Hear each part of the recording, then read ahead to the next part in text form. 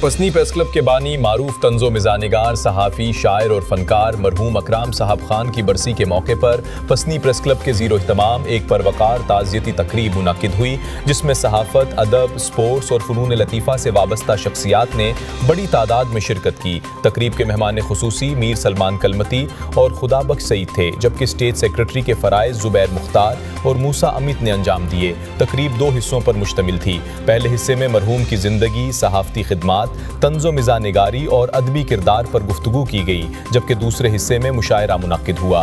Professor گلاب غالب، صحافی اور معلم، راشد حیدر، عادل سجاد، موسیٰ امت، ساجد نور اور مرحوم کے صاحبزادے ساحل اکرام نے اظہار خیال کرتے ہوئے مرحوم اکرام صاحب خان کو ایک ہمہ جہت شخصیت قرار دیا۔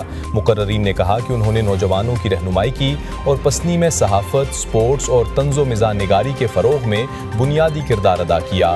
پروفیسر گلاب غالب نے کہا کہ مرحوم بلوچی زبان کے پہلے طنز و مزاح نگار تھے، جنہوں نے بلوچی زبان میں طنز و مزاح کی پہلی کتاب ناکو تیاب دپی مرتب کی، جس میں عوامی مسائل کو منفرد انداز میں اجاگر کیا گیا۔